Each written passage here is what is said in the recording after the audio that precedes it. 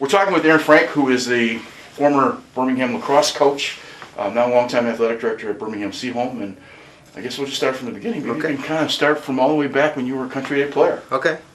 Well, I started playing in 6th grade. When I was in elementary school and middle school, all the guys we really looked up to played lacrosse. And so there were sticks around all the time. And, it was just something that all my friends and I, we just kind of knew we were going to do at some point. How did you know it? I don't know. It was just like the guys that played football, the guys that we really looked up to and emulated. And I think, I try to remember this all the time now, what our middle school and elementary kids think about high school kids. I mean, to them, they're like gods, Right. We're fortunate because of our location here. A lot of professional teams stay at the Townsend, and many of them practice here or do shoot-arounds here. The 76ers were here this morning doing a shoot-around.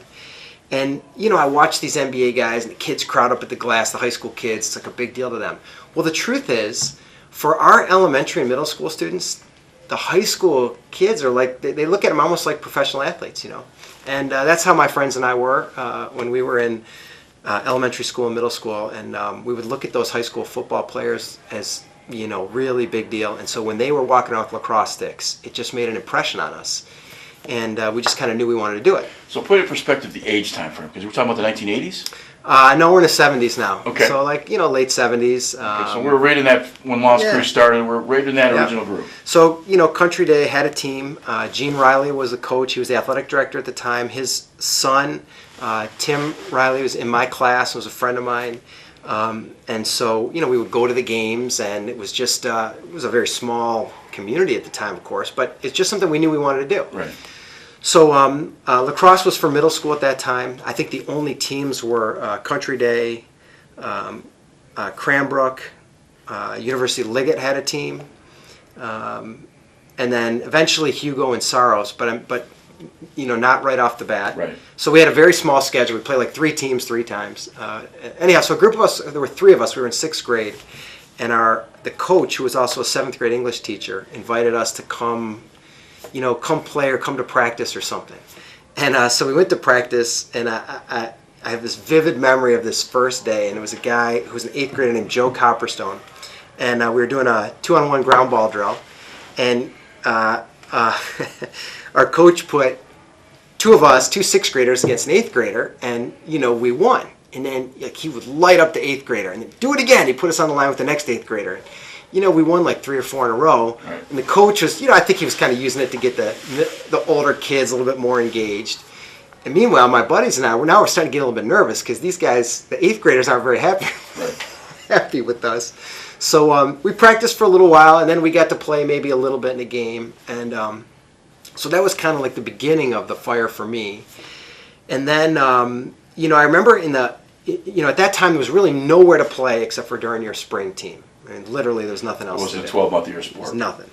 So I know you and I share a passion for skiing, and to me, skiing is freedom. Okay, so I'm just flying down the hill or flying down the bumps. I feel like I can fly, really. Right. And I remember during the off season, during the summertime, even during the fall in football, there were times where I just kind of daydream about running down the field with my lacrosse stick, and I could feel like in football, of course, you're getting tackled. Feels like there's very little space, and I would just picture running on the lacrosse field and taking the ball down, clearing it up, and feeling like I just had everything in front of me. And so that was just really, it was very exciting to me, and that's why I really wanted to continue playing. And so I played through middle school and high school. You played at Country Day. I did play Country Day. Who'd you play for? So my first, our middle school coach, his name is Chuck Duggan, and he was an English teacher and our middle school coach. And then one of my other teachers was the varsity coach at the time, a guy named Eric Pullman, and he was our football coach, phenomenal lacrosse coach as well. And he ended up going on to get a PhD somewhere, so he left. And then Art Hoffman and Bob Dowd came in at the same time. So in Bob's first year of I think it was Bob's very first year, Country Day, first year of teaching a regular full-time job. He was my JV coach, and we played for him. And my friends and I on that team, we have this kind of like joke between us when we see each other now of this famous, we call it the famous mudroom speech. And, Bob, who is, I think, a phenomenal coach and one of the most passionate educators you could ever meet. Bob's kind of like, to me, those old Bugs Bunnies. I love Bugs Bunny cartoons. And when they, like a character would get angry and they kind of go from white to sort of flesh tone to red to purple. Right. It's like, well, that's Bobby.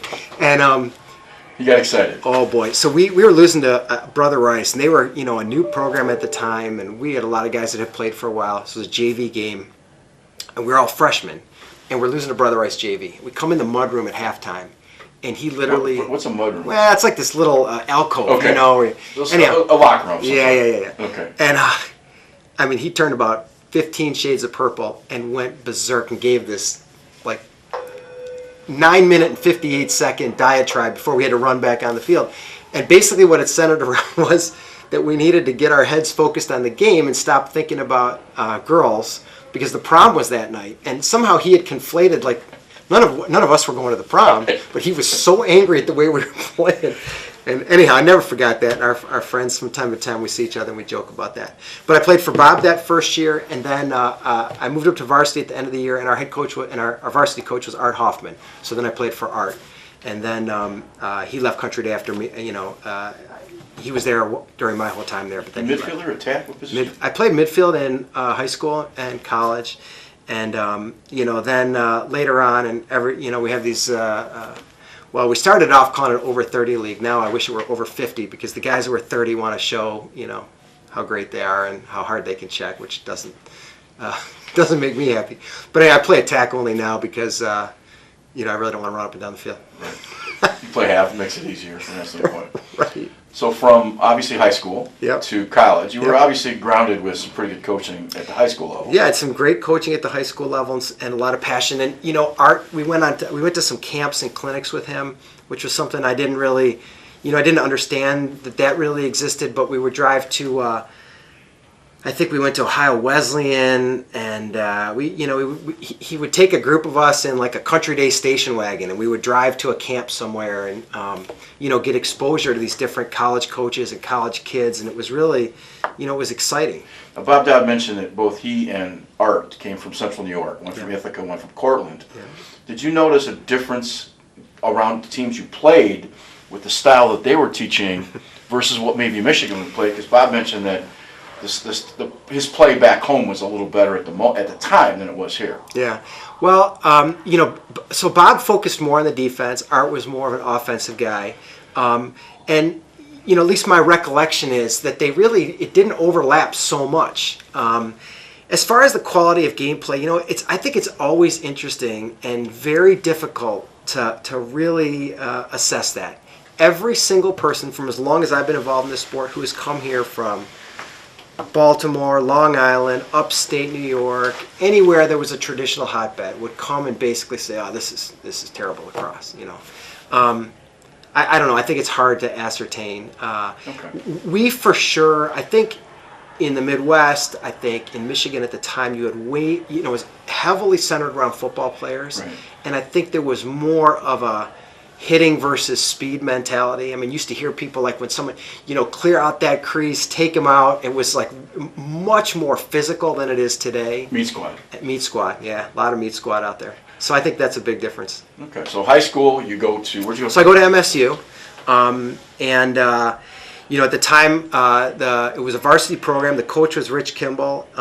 He was, I think, really in the process of building a phenomenal program. There were not many teams. We played in this, I think it was called Great Lakes League, Great Western Lacrosse League. Right. So it was like Notre Dame, Michigan State, Ohio State.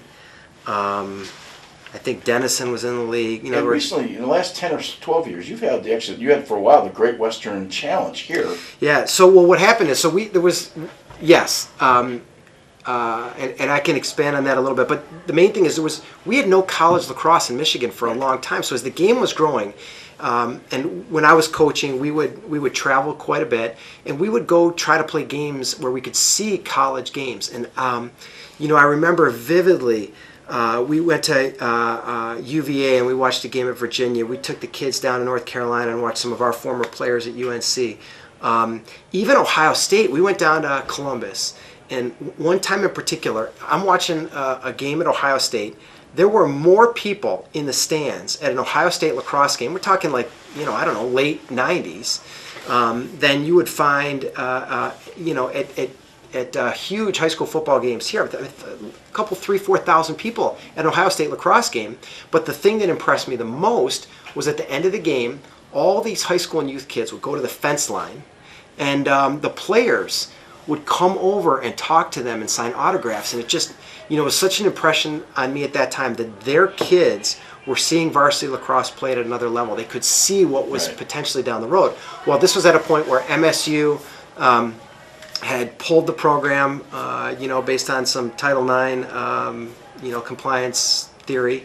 And I think it was before Ron was up and running at Northwood. So we had no college lacrosse in Michigan. So we thought, I thought if we could bring some teams here so our kids could see it. And so basically I reached out to some of the coaches and ADs at the time that were, mostly it was Jamie Monroe at Denver. It was Kevin Corrigan at Notre Dame. It was, I don't think it was Joe Brescian that first year at Ohio State, but maybe it was. But in any case, I said, listen, we would love to host you here. And I think we could sell tickets and fund what you're doing and pay for your travel expenses. But mostly I want to give our kids a chance to see the game played. And so we had a big conference call with all the ADs. It was like maybe one of the most nervous conference calls I've ever been on, because these guys are in a completely different league than me. And anyhow, we had about a 30-minute conference call. I really didn't know where it was going to go. And then basically toward the end of the call, I think it was like the associate AD from Notre Dame said, "Do this, we're in." And basically it just kind of went around the call, and then everyone else said, "Yeah, I'm in." And we did it. So we did it for, I think it was either 2 or 3 years. Yeah. And so the 4 teams that qualified came here, played their championship here, and it was an automatic bid to the NCAA tournament at that time. So the consequences were, huge. It was huge. And it was really cool for our kids. I mean, that's the main thing. Was Michigan kids could see the game played at a level where they couldn't see it played anywhere else.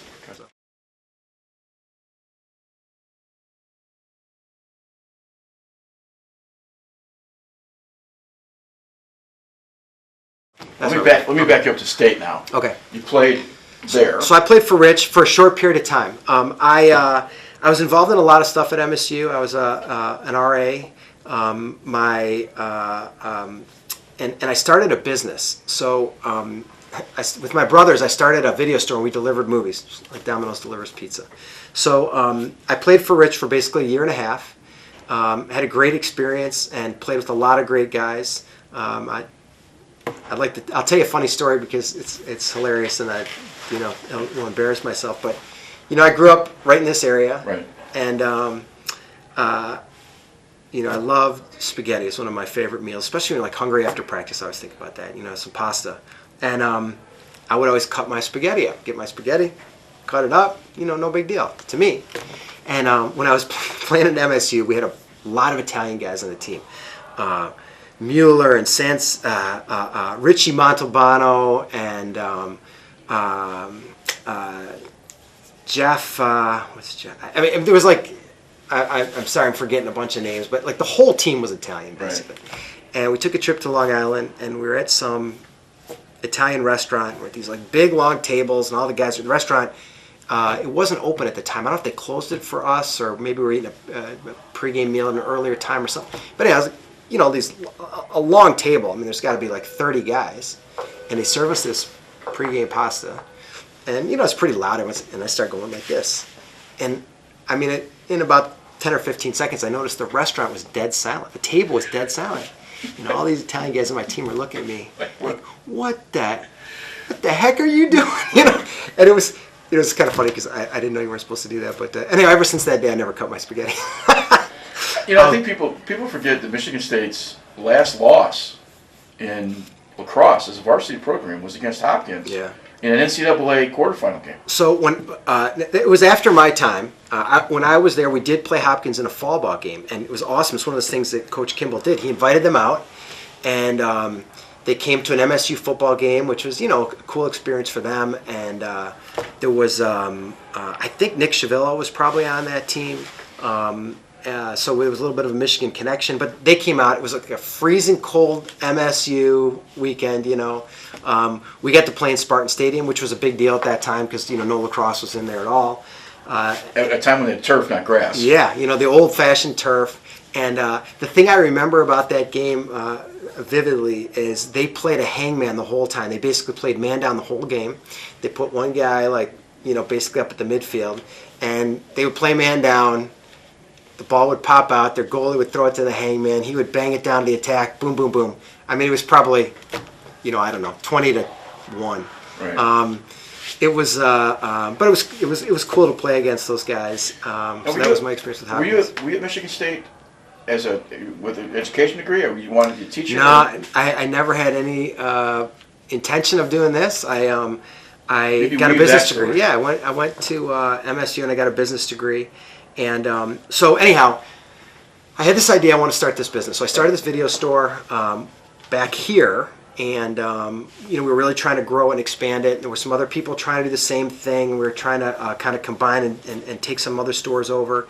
And at the time, I just realized it just took too much time. So instead of going back after my junior year at MSU, I stayed local and I commuted. And whatever those last, I don't know how many it was, 30 credits took me like 3 years because I was basically taking one class, driving up at 6 in the morning, coming back, and our store was open until midnight, so it was like pretty crazy hours.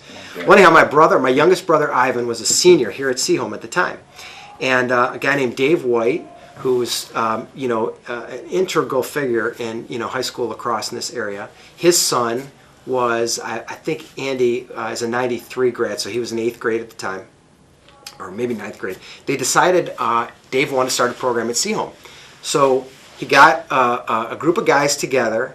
And they held a little informational meeting. And my brother went to the meeting, and they said, hey, we're going to do a little clinic to see who might be interested in playing, kind of give you a chance to try it out. The other dad that was involved was a guy named Bill Serber. So they put on this clinic, and they said, well, we kind of need someone to run some drills or coach the clinic. Well, my brother said, I'm sure my brother would do it. So he volunteered me, and he called me up. So I came over to Seaholm, and we ran this little clinic. And we had maybe 15 kids, and Dave had brought some donated sticks, and the guys had a blast. This was in the fall of '89, and they said, hey, we want to do this. Let's have a team this spring, which would have been the spring of '90. So we're kind of packing up and collecting the balls and the sticks and the pennies and such, and I'm walking to my car, and Dave White comes up to me and goes, okay, the team's all yours. And I didn't really know what to do because I had no intention of coaching a team, and I didn't have any time to coach a team. But I didn't want to let my brother down. The kids, seemed like they wanted to do it. So it's kind of funny because I didn't really know what would happen. But I figured, well, we'll see. Maybe they're going to find somebody, and this will really work itself out. So it didn't. So we had some meetings, and Dave's, they basically just started operating like, well, you're coaching the team. So we started off that spring. We actually played at Pierce Elementary School, where it was the only place where we could get some space. We practiced in the parking lot because, of course, in Michigan, a third of the lacrosse season is taken up with snow and freezing mud and, whatever else.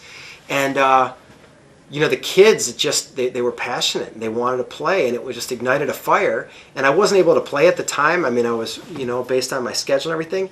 But what I realized was coaching gave me that exact same, that fire, those butterflies, that competitive juices, and so that I became addicted. So anyhow, we started in '90. We had we played a JV schedule of a few games, and it just exploded from there. I mean, by '92, I have a picture at my house of youth kids and high school in Birmingham. We were probably 100 kids in that one picture that we took up in the old football bleachers, and it just exploded from there. So the migration, somehow are you a teacher? So I'm not a teacher. So then the way I ended up in this job, which chronologically we'll have to go backwards a little bit, but so I was coaching lacrosse. What happened was Rich Kimball was running a summer league. It was basically a way that the Michigan kids who were playing for him could still do something in the summer because, of course, all the kids that were from the East Coast were going out and playing on their own teams. Right. And our Michigan guys had nothing to do. So Rich ran the summer league, but then because of NCAA compliance, he couldn't really do it. So he called me up one day and he said, "Hey, can you help out? I know you're in the area where most of these kids are from," because basically at that point, all the college level players were either from Country Day, Cranbrook, Brother Rice, A small group. Liggett. I mean, this really small group, Right. but most of them were right from this area. Right. Probably 5 mile radius from this building. So I said, "Yeah, I guess what do you need me to do?" So he says, "I got the insurance. I did this, but you got to go and make sure the officials and." Anyhow, Is that how Champions started? sort of. So we started doing that. Okay, so we're doing this which started out as a little 4-team thing for the guys that played, and I don't know what year this would have been. I mean, I'm guessing probably 92, 93. I mean, somewhere in there. So I did that in the summer, and then the indoor lacrosse, the only indoor lacrosse that existed, was at a place called the Square Lake Racket Arena, Square Lake Racket Club. It was run by Ron, and Square Lake is, in my estimation, the venue where most guys who learned how to play this game and really became great at it for a period of probably, a decade or two came through that facility. It was unbelievable. It's a 3-bay, basically a 3-building tennis facility. In the bay on the far end, they had an old heavy set of dasher boards, an ice hockey rink, and they kept one side of it up. The other side, the maintenance guys would take it down every night, and so you could play tennis on those courts. Okay. And then at about 3 o'clock, when the ladies' tennis was over, the maintenance guys would come in and put the other half of the rink up. And what it was an indoor soccer facility.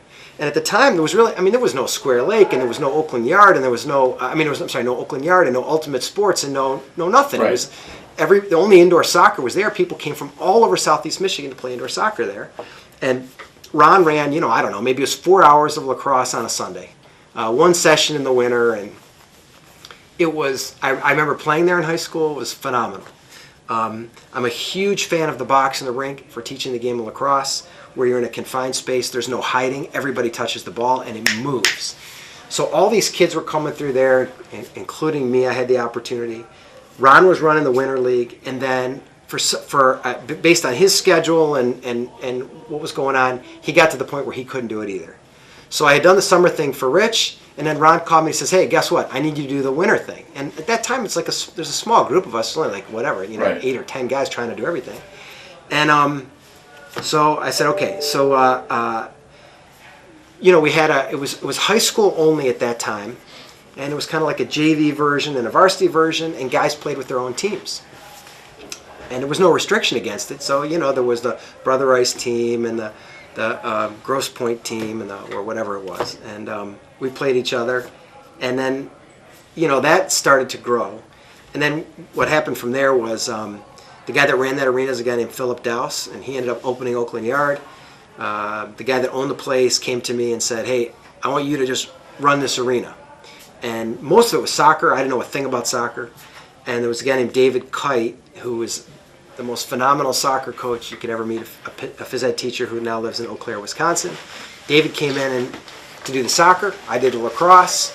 We significantly expanded the lacrosse. I mean, because we had so much interest. Right. And frankly, nobody cared, and they let us do it. So we said, all right, well, hey, we're going to do lacrosse on Sunday. We're also going to do lacrosse on Tuesday. We're going to do lacrosse on Saturday. And it started to grow. Right. So anyhow, that's kind of how that happened. As far as champion goes, in the early 2000s, there were a lot of people. The game was growing like crazy, and people wanted opportunities to play. And so I kind of had this disjointed stuff. I was doing the summer league, doing the winter league, and so we kind of combined it under one umbrella. Champions was really the first major travel team or lacrosse school program. Yeah, so it was. Yeah, I think so. I think so. Well, so here's what happened. While this other stuff's going on, the summer stuff and the indoor, we've built up this high school team to great success in my opinion. We had a lot of kids going on to the next level, and things were going really well. My brother at the time was running our junior program, and so we had I don't know, that's probably about 150 kids in this school district playing lacrosse from 3rd to 12th grade, and people, there were lots of people that wanted to play that had no coach, no program, no nothing, and they're calling every day. Can you help us? Can our kid play with you? So what we did is we created a couple teams. There was this like Team Michigan. Fred Lavery wanted to put together a Vail team, so we put together a Vail team. And we had these guys from, various programs would come together, and we were going to places. We went to Vail, and we played against the very best teams the first year they had a high school program, and it was unbelievable, the talent level. And so, we were doing all that stuff. And then as far as Champion goes, we created a travel program to give kids an opportunity, and we did it. It's completely different than what happens today. I mean, we basically just took the cost that it was, we divided it out. We didn't pay, I coached a team, my brother coached a team, we got guys to coach. It was no... I'm asking because there's this distinction that Champion grew out of necessity. Yep. Where maybe today it grows because they're trying to make money. Oh yeah, so that's a huge difference. I think it's a huge difference, and it was. I can't tell you how disheartening it was to me because we literally would take the cost of the tournament entry fee, the insurance that we had to buy, some balls and jerseys, whatever, divide it between the kids, and we would do like 3 or 4 tournaments. We went to Irondequoit, went to Hershey, Pennsylvania, we went to, we did some stuff in Buffalo and Syracuse every year, and try to do something maybe a little closer that we could find. Right. We go to 3 or 4 or 5 events, and maybe the kids would pay like $400 or whatever it was. It was just literally the cost to do it, and then. It started to grow. We had teams at some different levels, and then all of a sudden, kids started peeling off, and they'd say, "Oh, I'm going to do this such and such team." And I hadn't even heard of it. I didn't know who was running the team. And then I'd hear from the parent, "Well, they're going to give us a deal, and it's only $2,000, but if we pay $1,500, they need a kid." I think, what are you paying $1,500 for? Well, they say that my son will need this to play in college, and I'm just going, "Oh my God." And then that whole trail started. Yeah, the whole trail started. It was disheartening. It was frustrating at first, but at the time my family is growing, and right. how long are you gonna bang your head against the wall? So we didn't do it anymore. Okay.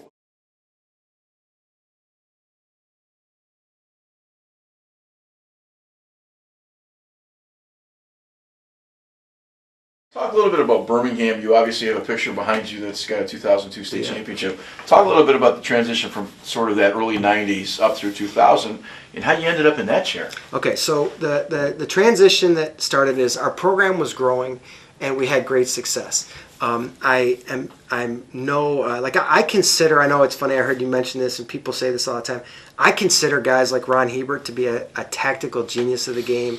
I've learned a ton from him. By the way, he skipped part of his resume when he didn't tell you that he actually coached my son in middle school for a couple of years, which was, I'm very thankful that he had that opportunity, my son had the opportunity to play for him.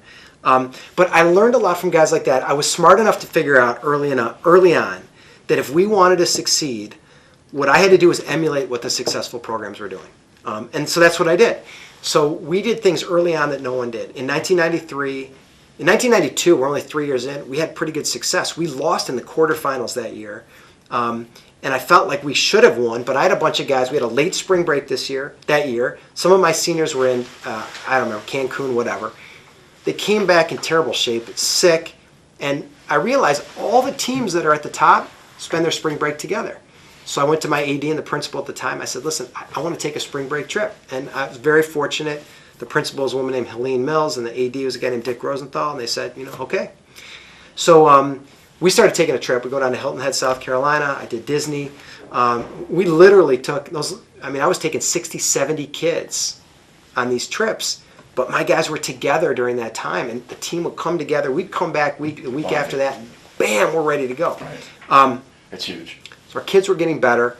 We're winning a lot of games. We're always in the hunt near the end. We hadn't quite broken through to the next level. And I'm continuing to find people that I can emulate. So I'm looking at what does Bobby do that works. I got to do that. What does Ron do? What does Mike Jolly do? Those guys, every one of them. There were times when I remember calling Rich one time. We couldn't clear the damn ball. I said, I need your help. He says, okay, come up to Lansing. I drove up there and he helped me diagram stuff up that our kids could do. I talk to Ron on the phone all the time. I talk to Bob all the time. And I'm just trying to emulate what guys who are smarter than me and more experienced can do. And I realize it's not, I don't think the game is that complicated. I think people overcomplicate this game like crazy. If you do a few things and you do them really well, it's just not that complicated. So for us, the big nemesis was Brother Rice. They're literally not even a mile as the crow flies in that direction. And, Rob obviously had built and was doing great things. And, I tried to emulate the successful things, of course, that he was doing. And so now, we got to the point in the mid-'90s where we're starting to break through. And we're not beating those teams yet, but we're getting damn close. And we're getting overtime. We're getting to 1-goal games. And our kids they see it and they believe it. And then, by 96, 97, we're crossing the line and we're starting to beat them. We got ourselves to the top level, and it was exciting. And kids who were in our elementary schools stayed here. They didn't, bleed off to some of these other places to play lacrosse. So anyhow, that's how our success started to grow. And then what happened was, in 1998, the guy that was AD got promoted to deputy superintendent. At that time, I had actually just sold my business, and I was doing a couple other things. I had started a software project, and I was going to school at Oakland University, and the deputy superintendent called me at the time and said, "Hey, we're in a jam, and we know you run a great lacrosse program. You got a lot of kids and a lot of experience. Would you sit in the chair and keep it warm for us? Give me 3 months to hire somebody." And that was 21 years ago. So, are you one of the 3 athletic directors in the state without a teaching background? I'm sure. I do not have a teaching degree. I don't have an education degree. And I'll tell you this. But it's a business position more than it is anything else. I think it helps me so much. I mean, you're dealing with multi-million-dollar budgets. You're dealing with hiring. You're dealing with really the challenges of public education. And as an educator, as an athletic director, of course you have to have, understand kids and parents and understand that the only reason we're here is for teaching and learning. And in my opinion, our fields and gyms and pools and tracks are maybe the most influential classroom where that teaching and learning happens. But most of what we do really is way more business, entrepreneurial oriented, and I think it's helped. I think it's been really helpful for me. It gives me a leg up, I think, over my colleagues. Is there one thing you learned as a non-teacher, as an athletic director, that might be interesting to know? Yeah, I think it's interesting to me. One of the things that was very difficult for me when I started is the pace at which schools move, the way we make decisions or are paralyzed. And in business, you can't operate that way. We have this paralysis by analysis in school and education. I see it happen in, every type of school, everywhere. And it's funny because I've listened to some of the other folks you've interviewed, and I think to myself about all the programs that have come on board, all the people that we helped try to get on board, and how, all the hand-wringing with these, it's such a difficult decision, and process. So it's very different. To some extent, as a non-teaching coach for the last 40 years in a bunch of programs, I've kind of delivered the idea that maybe it's easier to ask for forgiveness than permission. Yeah. If you got a solution, you can walk in with it. What's the point of having a discussion for 4 hours? Well, what's interesting is I think if you talk to the guys that have coached for me over the years, my hope is always that they would tell you I never put them in that position. Because to me, the most valuable commodity my coaches have is time. Okay, and I think the biggest challenge I think we have in Michigan lacrosse and every sport in high school athletics right now, and I'll probably get to this later, is good coaching. And it's not because there aren't great people out there. It's because they have limited time. When I started coaching, I didn't have a cell phone. I didn't have email. You came and you coached and you worked with the kids. Today, working with the kids is a fraction of your job, and you're expected to be the other 9 months of the year, you're expected to be doing college recruiting and off-season work and emails and tweeting and parent concerns. And my son left his water bottle on the bus, and all these things, MHSA requirements and cap training and league. And so you get these great guys who say, I would love to coach kids, but I don't have the ability to spend let's say 10 or 12 hours a week on ancillary stuff and then still give my kids 12 or 15 hours. So I view my job as AD as I try to be the guy that clears the deck as much as possible. I say to every coach, I want every second that you based on your life and your family and your job and your whatever you've got to give us, I want you to be able to give that to kids. I don't want you filling out forms and going to meetings. Okay, so 98, you end up sitting in the chair temporarily, but keep that job. Yeah. At the same time, by the time you get to 2000, you win a state championship. Yeah. Could you today coach and still be an athletic administrator in Birmingham? Well, most of as far as I know, pretty much all the public schools around here have this theory that if you are an administrator, you can't coach or teach. I think it's ridiculous. My own personal opinion. I think when you take the best teachers and the best coaches out of their job, I think every administrator that most of these guys I know, ADs in other buildings, principals, superintendents, I mean, they're phenomenal teachers at some level, phenomenal coaches. To take them out of that seems silly to me, but it is what it is. Now, I think a more fascinating question to me, because when I first started, I thought it would easily, I could do both, and they let me for a little while. The question now is, would you even want to do it? And I think I look at what our coaches have to deal with. I'm not just talking about lacrosse. I'm talking about everything, like I just said to you before. Right. I think being a high school coach in 2018, 2019 might be one of the most difficult jobs that is on the planet, period. I think there's been so many changes with our kids and our parents that to walk that, the line you have to walk between having a thick enough skin to not let every complaint, every critique just rip you in half, but not have such a thick skin that you can't hear what people are saying to be a better coach and a better person.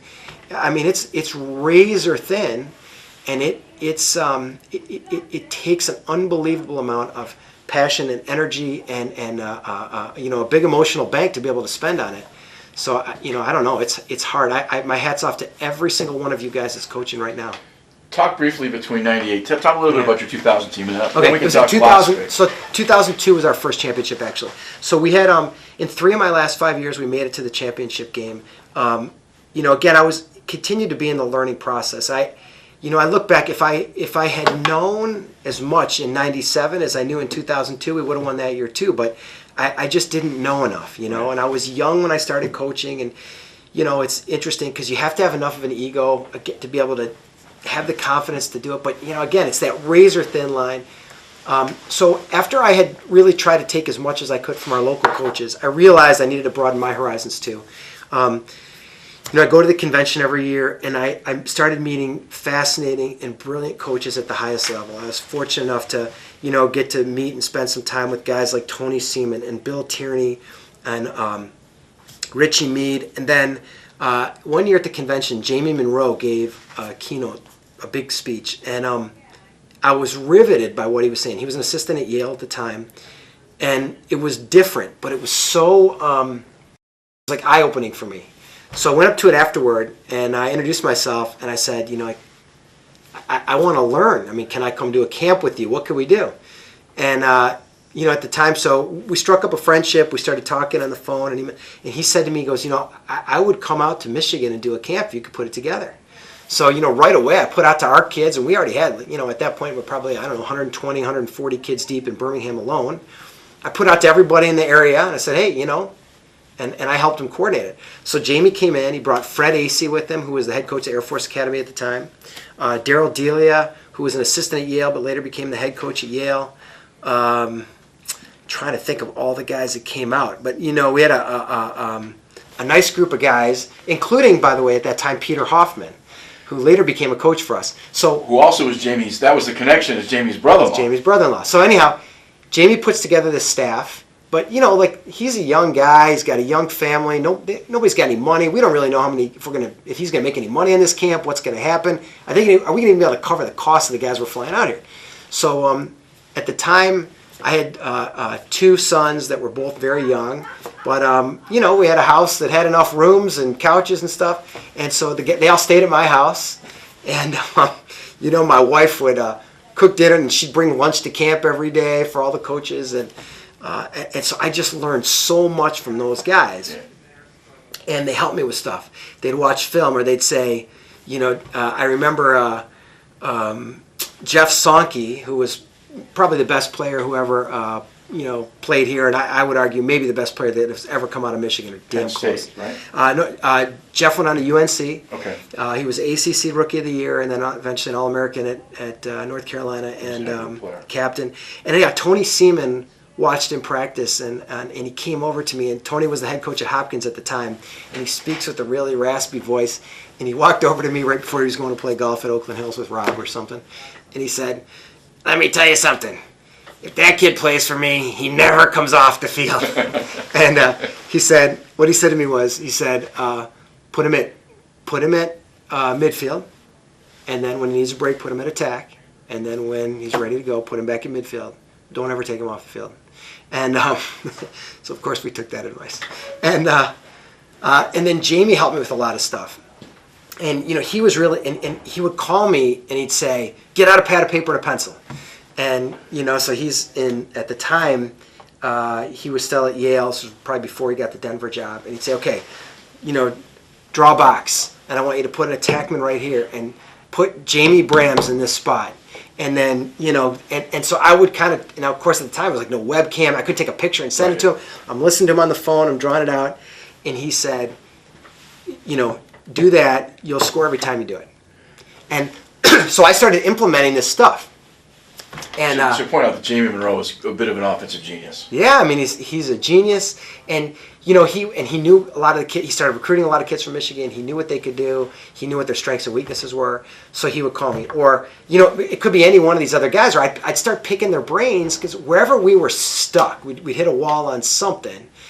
Maybe we're not getting enough man-up efficiency, or a man-down struggling, whatever it is. I'd call the guy who was the guy. And at that time, the lacrosse community was still pretty small. I mean, it was growing, but I was able to forge these relationships. These guys were awesome in their willingness to help, even guys at the highest level. And then I would try to implement it, and, it would work. I mean, again, it's not like I didn't make it up, but I was smart enough to call them and ask them.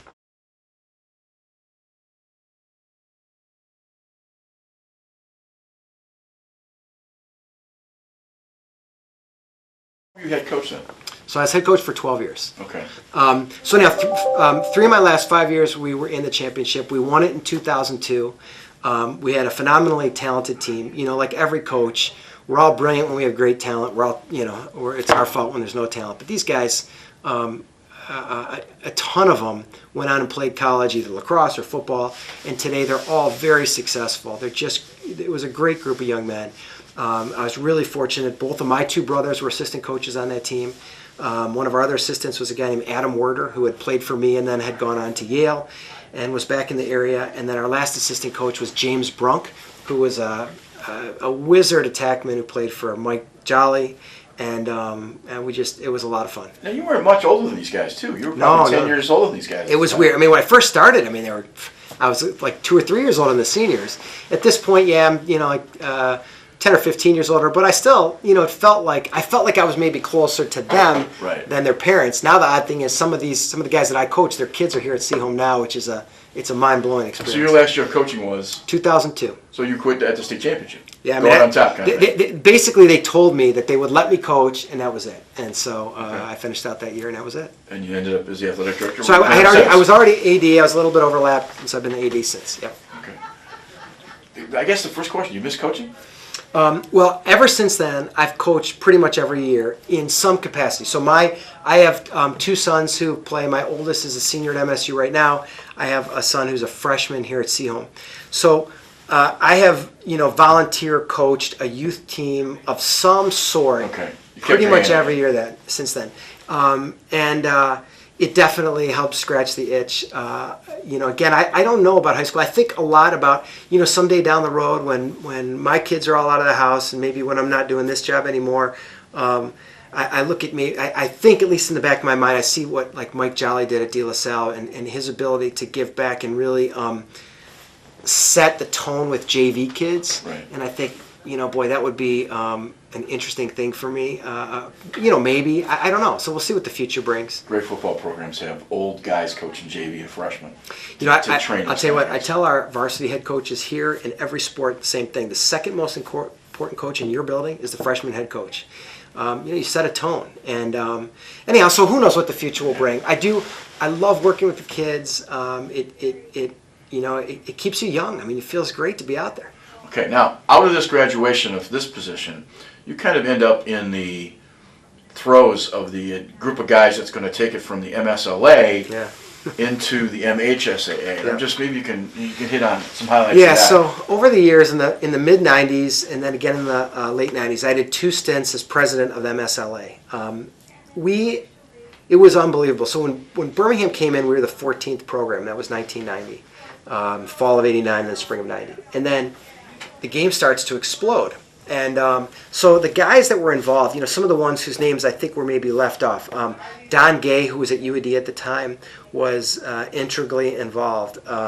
Bill Praler, who was the Waverly guy, was right in the mix. And later the Okemos guy. Yep, and of course Bob Dowd and Hebert, although then he ended up at Northwood, in which case he really had to, take himself out of some of that. Chris Ferrari, Stan Zadell, who was at Northville at the time. Who's now at Fenton. He was at Novi, I'm sorry, now at Fenton. And anyhow, so a lot of us were involved in sort of this coach-run league, which was the MSLA. We had coach officers, and so in the beginning it was very manageable. I mean, we would have these meetings, and you could meet in the back of a restaurant, you could meet in a small classroom. It's 14 guys. We used to meet in like a conference room at Country Day, which was maybe like a 12-foot table and guys on both sides, and boom, there you go. So that was great, and we were laying a framework. Well, what happened was the game. I mean, it was a literal explosion of the amount of guys that want to start playing. A guy named Stan Orzel, I don't know if you know Stan. He started this. He called it the EMLA, East Michigan Lacrosse Association. EMLA. He get guys from Brighton and Fenton, and they start popping up. And then I'm getting calls from people at all kinds of schools. So, hey, my son goes to Lake Orion. We know you're a public school. Can he come play with you? I'm from Long Island, and I can't find lacrosse anywhere here. And all that stuff was happening. Little programs were popping up at the youth level, believe it or not, and then these high school programs were trying to get going. So guys like me and Bob and Mike Jolly and Steve Schleicher, who was at Lance Cruz North, we were sort of doing this like dog and pony roadshow. People would call us and say, hey, can you come talk to our athletic director, our principal, our board of education? And, we're going all over the place. I remember one time my Jim Lemon, this was a little bit later, but he called us and said, hey, we got some guys that want to play in Walled Lake. Would you come out and do a little clinic? And, at the time, I don't know. I mean, I had this impression that because we had done a lot of these, I'm going to have 15 or 20 kids. I mean, Jim must have had 100 kids in that gym. And parents, and and Right. It was unbelievable. And so anyhow, all this stuff's going on. At the time, this was before I was AD, so I was president of the MSLA. We realized that we couldn't resolve everything that needed to be resolved. We couldn't fix it all. I was actually doing a little bit of research for the interview. I went back and looked at some of my old documents. I have I generated the master schedule. I mean, the teams made their schedules and they sent it to us, and I generated it back in the late 90s. And I'm looking at this thing, and there aren't that many teams, and I'm trying to resolve the conflicts in another column. Like one school has one time, one school has another time. This was before, there was no arbiter, there was no, and so then we had to get it to the officials. It became unmanageable. Now, all of a sudden, for those of us that are trying to do it on a voluntary basis, it's starting to eat up like 4 or 5 hours a day. Right. And the limiting factor is us. And the limiting factor is, and I feel awful when these parents they want their kids to play, and the kids want to play, and we couldn't help them. Did the state approach you, or you approach the state? Well, it was. I don't think that question's ever been asked. Yeah. So I think it's interesting because in my mind, the answer is it was a little bit of a dance in both directions. Okay. So I think what happened was we sort of flirted with each other. We were starting to grow. We knew we couldn't handle what we were doing. So what we did, I couldn't tell you the exact year. I'm going to guess 96-ish. We decided that we were going to follow the MHSA rules. So we wrote a handbook. And I remember Rob Ambrose, we had a small committee. It was me, Rob Ambrose, I think Bill Praler, a couple guys. And we said, okay, we're going to follow the MHSA rules with the following exceptions. So what we really wrote out was let's say 10 exceptions. Right. One of them was the travel rule. One of them was the limitation on preseason stuff. And we had some, but it was different. And there were some other issues about where you attend school because, of course, there were these conglomerate teams. Anyhow, so that's kind of how that started. So we already said, hey, we're following your rules, even though they're like, hey, we don't want anything to do with you. Then we kept growing, and we realized that guys like me and Bobby as a coach and Don Gay and Bill Praler, we couldn't resolve issues for people when our own teams are involved. So 2 teams were supposed to play each other. One guy doesn't show up, or there's a fight, And they call us and say, hey, we want that team suspended. That team should have to forfeit that game. Well, I mean, we can't. What are we going to do about it, right? And then everyone would be upset with us. You didn't do, you have to take a stance. So what we did is we decided we got to get a couple of ADs and call them the executive board. So Steve Schleicher was one that was willing to do it. Mike did it, and then eventually Bobby did it when he was AD and wasn't coaching anymore. And then that worked a little bit. Well, at that point, I think the MHSA was already eyeballing us anyhow. And, some of their folks would come to games, and, you'd hear a little bit of rumors here and there. At the same time, I'm having conversations with Bob, at this point mostly, Bob, Steve Schleicher, and Mike Jolly. They were all ADs. I had become AD here. I recognized the fact that we were not MHSAA was the limiting factor in growth of the game. Which is what Bobby had talked about. And all these kids wanted to play, and basically their boards of education, they would tell me, their ADs would say to me, when you're an MHSA sport, you got a deal. Right. But right now, we don't want to hear about it. Okay. So we knew that was the problem. So, again, there have been these informal discussions. And then what happened I couldn't tell you the exact year it happened. My guess is it's around 2000. Jack Roberts called me and Bob Dowd on the same day and said, would you come to East Lansing and talk to me?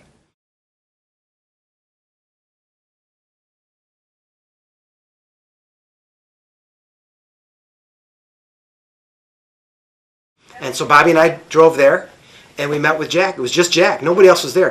I think people have said Rashid was there. This guy. No, it was me, Bob, and Jack. We sat in his office, and Jack said, what do you think? Well, Tom was still running the Catholic League at that point. Yeah. He says, what do you think? We've been considering lacrosse. Now, at the time, they had issues with their gender equity lawsuit. They wanted to bring out a girls' sport and a boys' sport. They saw our growth. To the degree to which there's some financial piece of it, I wouldn't say that's impossible because I'm sure they want to make some money on gate receipts. So Bobby and I knew that this point was coming. So it was an interesting dance because from my perspective, I felt like we held some cards. And, nobody had to say yes, and we were basically representing everybody else, and they weren't in the room. One of the caveats in that original discussion was that this is the first sport seeded by the MHSAA. Was that an easy selling point as part of that original process? Well, it was interesting because I didn't think it would be. And Jack said to us, he asked us, what do you see as some of the hurdles? So we told him, from our perspective as ADs, we probably got to do this because we can't, we're at a point where we cannot physically handle everything that needs to be done at this point. But it's going to be a whole other deal with the coaches, and there's some deal breakers. And so he asked us, what are they? So in our opinion, the first deal breaker was seeding. And the reason is, at that time, there were only a few programs that were always in the Final Four. I mean, it only varied by one or two teams every year, and that was it. And basically, if you drew up any region or district like the MHSA does in every other sport, they'd all be in the same region. So it wouldn't really be a championship. And, we wanted to give these other teams an opportunity, but it had to be realistic. And nobody, it didn't make sense to any of us in lacrosse, how in every other sport, in soccer, for example, right now in the MHSAA, you often will have the state championship played in the very first game of the tournament because that's just where teams are geographically. That didn't make any sense to us. And as coaches, we always felt like, hey, if you tell me my choice is I got to drive an hour, but it's a legitimate, ramp up to a seeded tournament versus I got to play the guy right next to me and save, $110 on buses, but at least it's easy. I mean, I'm driving every time. Well, and that's changing. Yeah. So that's how we. Sorry. No, that's good. So that's how we looked at it. So we told that to Jack. We told him right from the get-go it would be a deal breaker. And he didn't have a problem with that. Surprisingly, he did not. Okay. And that surprised me because I really thought, at this point, I walked into that meeting thinking he was going to tell us, hey, you're all or nothing, you got to be with us. And by the way, if you guys don't go for it, we're going to go to your boards of education, your superintendents, your principals, and we're going to make it happen anyhow. So I have to give Jack a lot of credit because I think he could have forced our hand in a heartbeat. The superintendents would have said yeah. So it was. I give him credit for being willing to listen. Was there ever discussion about sort of eliminating the 300-mile rule, or was that just something you had to take as part of the entire? We pitched that hard, and but that was something that they were unwilling to waver on. And I'll tell you, from my perspective, I've actually fought against that for years with Jack. I wrote him about it on many occasions. I've actually written and shared. I just recently shared all that same documentation with Mark Ewell, who's the new executive director. My son is in the marching band here at Seaholm. They're going to Disney World during the February break. We have an unbelievable robotics team here. They travel all over the country. We have kids that go to Washington, D.C., and we have kids that go on. We got a group of kids going to New Orleans to build houses for Habitat for Humanity. We have a group of kids going to Costa Rica to do a service project. When you travel together as a team, the opportunities for growth and lifelong memories are. I remember trips that I took in high school. I mean, to this day, and we deny that to our kids, and it's insane. It's literally insane. And I hope, and I think, by the way, the MHSA is starting to think about some potential ways to do it. Well, and I think to some extent, the positive that you just mentioned are sort of offset by the minority who maybe want to use that rule to their own benefit. That's unfortunately, you're always legislating to the bottom of the ladder, not to the top. So what's interesting about it is when we, I'm glad you said that, because what's interesting is when we were meeting with Jack and starting to kind of, I use the word negotiate our acceptance, there were a fair number of coaches in the MSLA who wanted the travel rule enforced. And the reason is, some of us played in the Midwest. You know, when I told you that I was emulating what others had done, I knew right off the bat I had to play Upper Arlington, Shadyside, Sewickley, Thomas Worthington, Kilbourne, Cincinnati, Moeller. We had to go play those teams if we were going to get better. And so we were doing that. But the other MSLA teams that had now exploded on the scene. So now, instead of 14 teams with, probably 10 of them traveling, now we're getting at 20 teams, 30 teams, 40 teams. And in the 40, you still only have maybe, let's say, 8 or 10 that are traveling. So a lot of the schools that are trying to get a program going and they're starting, they don't want us. They say to the Birmingham team, they say to me as a coach, and these are guys that I'm friends with and I respect, they're saying, don't go to Cincinnati and play Moeller. Don't take up 2 of your games going to Western Pennsylvania. Stay right here and play me. But we didn't have room in our schedule. So it was part of the reason why the 300-mile thing didn't happen. The majority of MSLA coaches didn't want it to happen at that time. At the time, MSLA was, interestingly enough, and I was in the bottom group, but you had a Division I and Division II. No Division III and a bunch of teams in Division IV. There was 50 or 60 teams in 2005 or 6 in Division IV. And I just always wondered why they weren't represented on the MSLA board. And that's just one of those issues. There was never a 3, but why a 4? What happened to the... I'm just curious if you can... Well, I can tell you this. So we had Divisions 1 and 2. It was only one division for a while, of course. And then as it started growing into the 90s, we went to 2 divisions. The tournament was always held at Cranbrook. And it was, for anybody that was there who's watching, in my opinion, it was an incredible experience. I mean, whether you were a 5th grader there, or whether you were a high school senior or a dad watching your kid, the Oval's a beautiful venue for a lacrosse game, and it was a capstone championship weekend. And if you remember, we used to play multiple games. I mean, we go back to back to back, and it culminated in the championship Divisions 1 and 2. And there was other stuff, like kind of a de facto middle school championship, a de facto JV championship. It was much more like a festival that culminated in a high school championship. Right. And I think it was great for the game. Well, what happened was the top teams, there was a cliff between the top teams and then everybody else who was trying to get going and trying to start, but they weren't there yet. Right. And it didn't make any sense for them to play in the same tournament.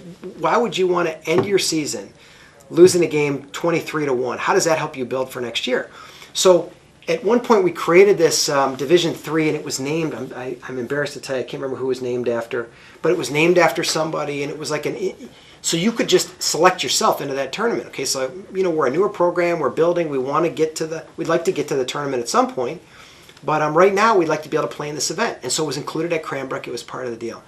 I can't speak to exactly, I don't recall what happened exactly in the 05 or 06, but what happened was teams would jump around. You see, I go to some of these gyms and I'll see like a Division II state champion banner at a time when you were basically selecting yourself into the B division, which was awesome for those kids. It's a little bit goofy, but whatever, Well, I had gotten picked to coach the Waterford team after the guy who started after 4 games. They go to Heartland, they have a bunch of arrests. Chris Cooper, who's now coaching at Colby, was on that team. Okay. And I was a track coach because Domke pulled me out of being a track coach. I never saw a track meet in my life until I'm the new track coach. They just needed somebody to oversee because they had some problems with coaches. But we had about 50, 60 teams. And at the time I was president of the Ski Coaches Association. Didn't make any sense. We came to one of your meetings and we wanted to have an all-star game. and de Blasio and the boys said can't have one. So I hosted one anyway at Waterford, which is the first time that I got to know Mike Costello and Mark Mhslca and Dave Moore. We had an all-star game, and then we got a letter from your divisional group guys saying it's not a legal all-star game, not that it mattered, we held one anyway. And then next year they allowed us to come on board with one membership, which is a guy from, the marble guy from Tecumseh. And we had representation, and the argument was, you guys have 7 board members that represent 16 teams, and we wanted one board member to be able to represent 60 teams. That was an argument for a couple of years.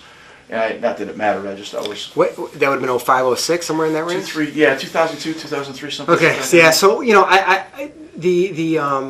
what we were trying to do, and I could tell you, like, our intention was to create an opportunity for teams that were newer to play in a newer team division tournament. But it wasn't, like, in our mind, it wasn't like a state championship, and it sort of evolved into that. So it probably came from different objectives. I think one of the things, as you're saying this, one of the things I recall is people would say, I mean, people had concern. At this point, I wasn't coaching at that point, and I think I took over as like the executive director for a year or something, and I don't remember who the president was at that point after me, but well, I find it. Oh, it might have been de Blasio. I think it was de Blasio. So, but what happened was, so this is again example why we needed the extra help. People would call and say, "This is insane. So and so from this program where nobody knows how to play is saying that he's all state and he's this and he's that, and my kid's not going to end up getting his opportunity to go to, get his full ride because he's compared to that kid." And honestly, some of the arguments are the same today as they were sure they are. 18, 19 years ago. So I'm sure they are.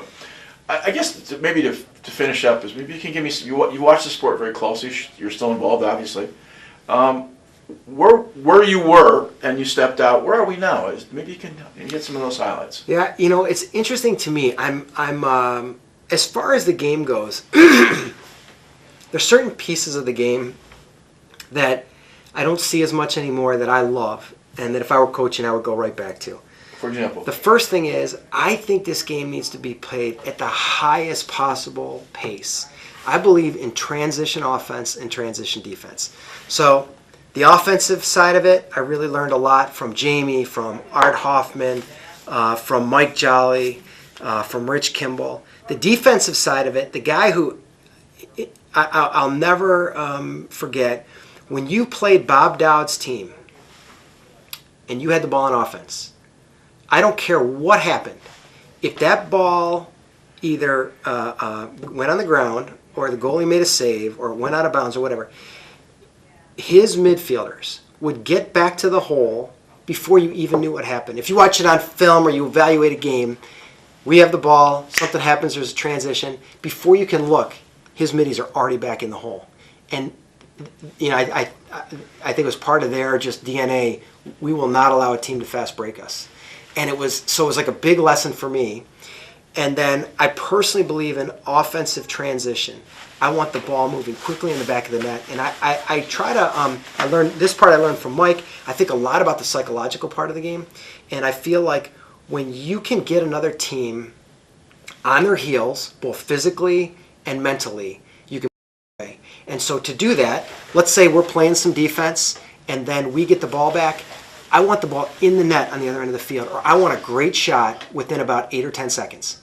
And I used to tell Mike, we practice fast breaks, full field all the time. I believe in full field practice and fast break all the time, uneven transition all the time. You've got about 1 or 2 seconds on that fast break before you can expect the defense is going to recover. Maybe less than that. You've got to be able to find the open man, make a pass, make 2 passes, and get off a great shot. And bam. So we scored a hell of a lot of transition goals. And I feel like today I personally feel like there's too much settled, planned offense. Do you think we play as well as we did 20 years ago? I think, listen, we've got great athletes playing. We got kids with unbelievable stick skills. We have kids who have the stick in their hand the whole time. I think what we had back then was way more 2 and 3 athlete sports, 2 and 3 sport athletes, which I think gave the kids a different awareness. Like, we had so many of our hockey players were unbelievable because they can see how the field's going to develop. They cross-train. It's a different type of athleticism, but I think it made for some pretty magical things happening on the field. I would get girls at Michigan State that were all Americans, and I have to teach them a drop step. Yeah. Yeah. It would be insane. So, and I think too much of the off-season focus is on lacrosse only. Like a lot of these guys, I remember one of the things that Jamie taught me when he was at Yale, they used to play, they had these games they invented where they would take their lacrosse sticks, they would put, wrap a towel on the lacrosse sticks and basically play hockey. And they're doing all these other things. They're playing basketball. The kids are cross-training. And I think that's a better... You still got to have stick work, don't get me wrong. Right. But the athleticism has to be premier, at the top. You can't ski race unless you can ski, and you can't play lacrosse unless you can pass a catch. Yeah. It's pretty simple. Yeah.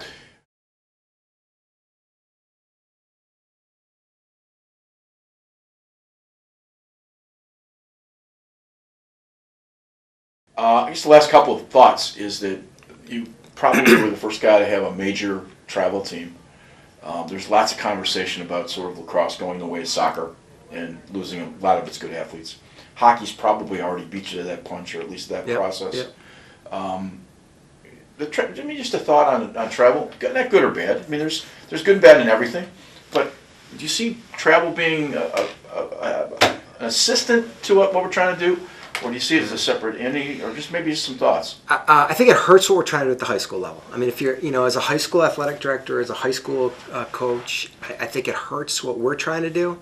The thing that I always worry about is, does it serve the kids? I tell you what, wearing my hat as an AD and seeing travel in virtually every sport now, I look at the kids, and the parents who come in, their kids are freshmen. My son's on this elite travel soccer team. We play with this elite travel volleyball club. There's this, I think there are parents who are completely living their, reliving their glory days through their kids, and this feeling that, I'm going to spend this money, and then my kid's going to get a college opportunity, and it's going to be all that in a bag of chips. It worries me because, to me, I'm sure a lot of it comes from sitting in this chair, but to me, the opportunity to play a high school sport and something as magical as lacrosse is the opportunity to bond with a group of guys who become your best friends for life. The guys whose weddings you stand up in, the guys who you support at tough times like funerals, the guys who you play golf with and joke about, think about memories from 20 years ago.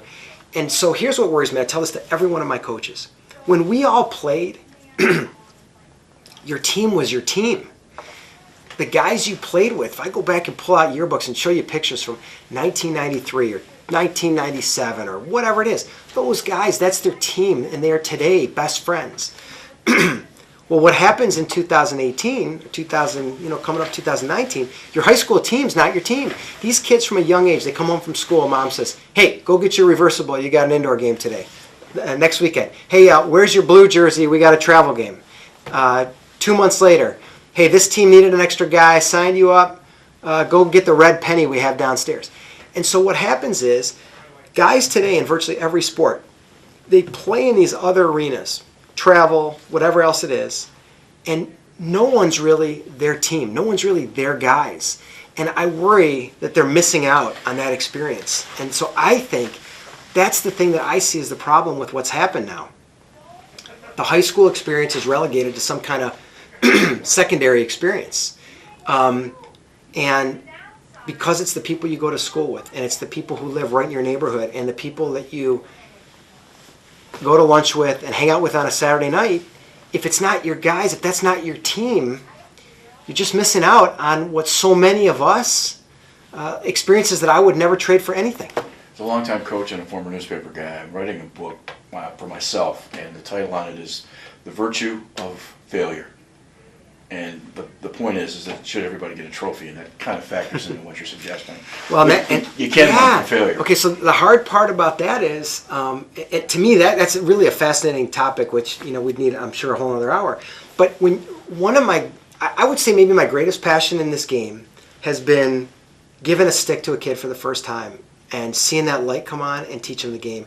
And then, like years down the road, I was at this summer I was at a Zach Brown concert, and I'm walking through, the main floor was Comerica Park, and I'm walking on the main floor, and I'm kind of trying to get through, and this guy turns around, who was in the aisle in front of where I was going, and he says, Aaron Frank, and I said, yeah, and he had an adult son with him, and he says, "You taught my son how to play lacrosse." And, it was loud, so I couldn't hear. And then he says, he went on to play, and I couldn't really hear, and there were people pushing us. I had to keep going, but, and he looked familiar, but I couldn't remember. But, and to me, like, that's the great thing, this beauty. So the reason I say that is you get these young kids, and I've taught a lot of young kids, give them their first stick. And I want them to feel success early so that they want to continue to do it. That's a whole different deal than blowing smoke up somebody. But where exactly is that line? I don't know I wish I knew the answer. I don't think I'm good at knowing. That's a weakness I have, is not knowing where that line is. But it's important for them to have early success and early enjoyment so that they can then see if it's their passion. The problem comes in, I think, where it's not really their passion and the parents are continuing to force them into it. And then, As it relates to high school lacrosse in Michigan, what keeps you awake at night as an athletic director? Well, I think the main thing is I think we have a huge shortage of coaches. And like I said to you earlier, I don't say this because there aren't a lot of good people that know the game. And even in communities like ours, I mean, there are literally dozens, maybe more than dozens, probably over 100 guys who I personally coach that are in the area and giving back in some way. They either coaching their kids' youth team or coaching somewhere else or moved up north or whatever, and they're doing it.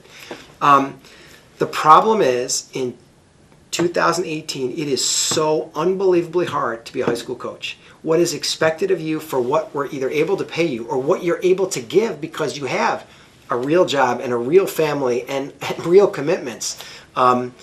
It's become so difficult, and there's way too much vitriol on the part of parents, and we have a complete lack of perspective. I guess that's the main thing. There's no perspective whatsoever. I'll tell you quickly, the Mhsa has this update meeting every year that they require ADs to go to, and they give a little, a little Spiel. Parting gift, yeah. Right. So one year we got this glass mug. It has one word on it: perspective.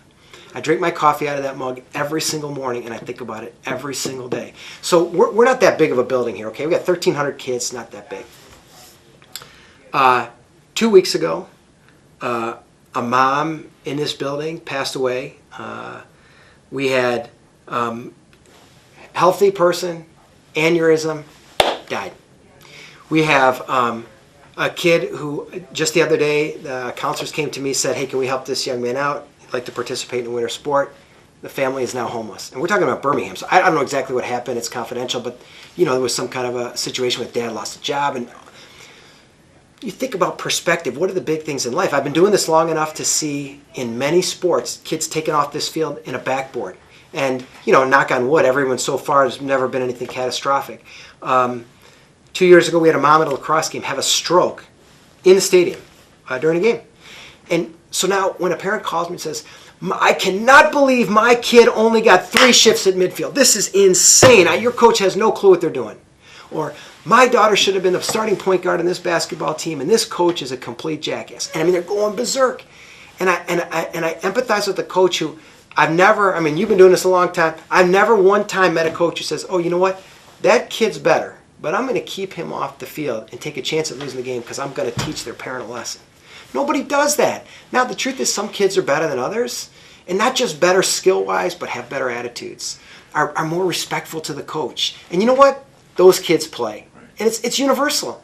And so anyhow, my point is, our coaches, I feel like, and I don't mean just here, I watch this everywhere, coaches are attacked every single day from every angle, and you're almost forced in a no-win situation. Unless you go undefeated, win a state championship, and by the way, play every kid in that championship game, somebody's upset with you. In the game of lacrosse, in the game of football, no matter what, every sport, you got so many kids you can put on the field. Guess what? If your kid in baseball, parents upset their kid's not playing, the only way I can put your kid on that diamond, I got to take somebody else off. And so that's what scares me, because I feel like the culture that's created for our coaches, and I'd throw the travel equation in there too, because I'll get people that'll say to me, even in lacrosse, which is really the only thing that, I got a lot of experience with our sports in this building, but lacrosse is the one I know the most of, and I'll hear a parent, I'm watching our coaches do something, or I had watched something in practice, I see the kids implement in the game, and then I'll hear a parent say, "Oh, our travel coach doesn't allow that." And I'll think, well, guess what? Your travel coach is wrong, Or maybe the travel coach is right for that situation, but this is a different team and a different group of kids. And what we consider dogma isn't. So that's what scares me. What keeps me up at night is I think there are a lot of phenomenal coaches who are on the sideline, who are not on the sidelines, I guess, who are on the sideline of on the sideline. They're not coaching because they would love to give to the game. They would love to give to kids, but they have no desire to be in the political grind. Your passion is obvious. You've been sitting at the edge of your chair talking very passionately. And Thanks. I know you better now after an hour than I ever knew you for 20 years, and so I appreciate Thanks. the opportunity to talk to you and all that you've meant to Michigan lacrosse. Well, thanks. I appreciate it. Appreciate your time. Thanks.